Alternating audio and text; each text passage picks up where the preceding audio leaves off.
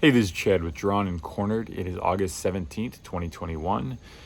Top news on the day is still Afghanistan and everything that went down there. It got even bleaker. The people falling from the sky after holding onto the outside of the airliners, just huge amounts of people that have been left, and seemingly no recourse for how to get them out of the country, or no capability to get them out of the country now that Americans have all but left. The president told any American citizens that are still on site to shelter in place and try to come up with an evacuation plan. It just seems that everything was done so hastily that there's a lot of things that have been missed. And I've had conversations with folks over the past couple of days that think that that's not a problem. Somehow this is okay.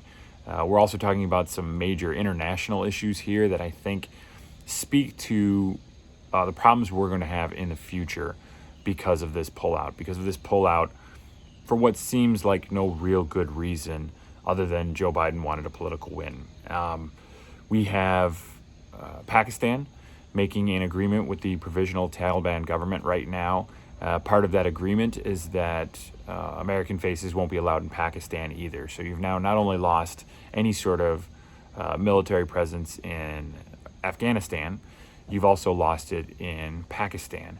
Because of that, you've also got China coming in and recognizing the provisional government of Taliban, so their power stretches a little bit further. That influence over that region becomes significantly more important. Now India has to worry about what's going on with these folks, and whether or not they need to start conflict or join up forces as well, or at least some sort of agreement to not increase conflict between the two of them.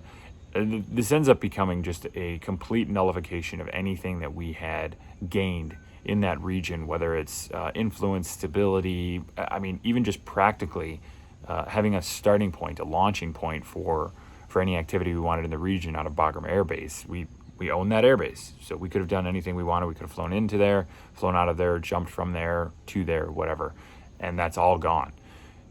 Couple that with this whole region now is allowing Al-Qaeda to filter back in, which means that the likelihood of terrorist activity coming from that region again is extremely high. And there was always that saying during the course of the war, like, I'd rather fight them over there than over here. That's gone. That's no longer a thing. They are now going to be coming here. They're going to be coming to other free nations, other westernized countries, to be terrorists again. They're no longer occupied by having a war or having somebody in their country that's going to drone strike them or, knock them out or something along those lines. It's over. So now they can respond again with sort of impunity.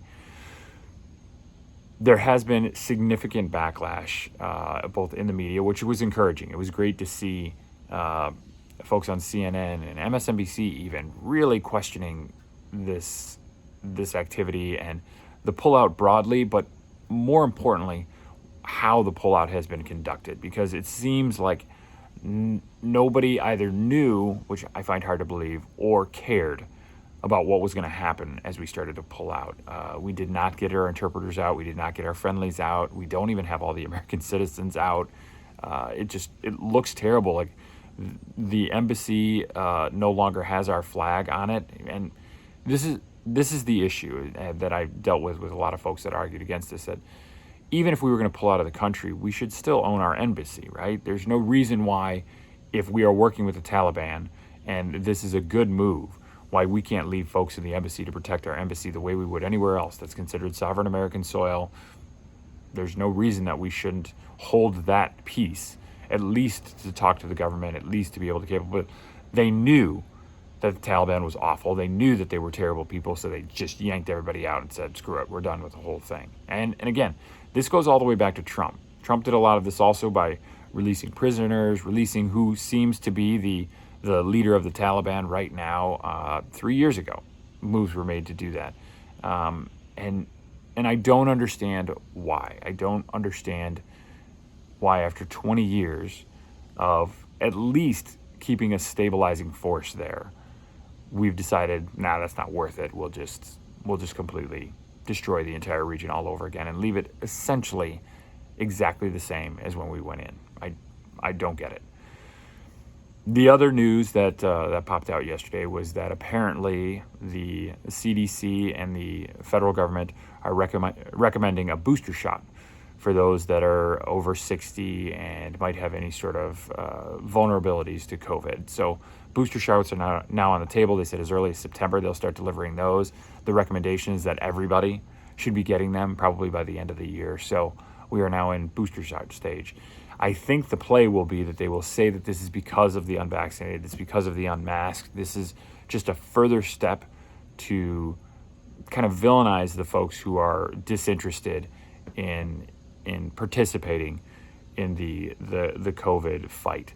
And ultimately, I don't understand that vilification, as the COVID vaccine makes you all but impenetrable to the virus. The death rates and the hospitalization rates for those that have been vaccinated are extraordinarily low. They're extraordinarily low for children.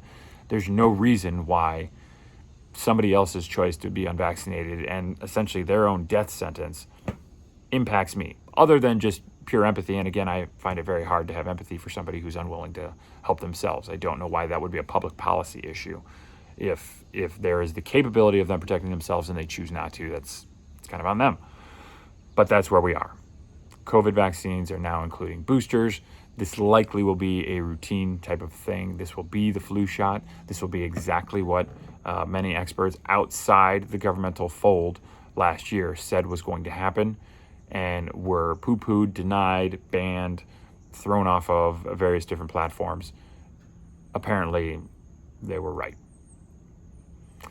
Thank you very much for listening in. If you like this sort of content, daily news delivery, a little bit of analysis, a little bit of an idea of what a conservative view would be on that, subscribe below. If you have any questions for me, leave a comment. I will try to get back to them. Otherwise, I will see you here tomorrow, and let's hope things don't get any worse.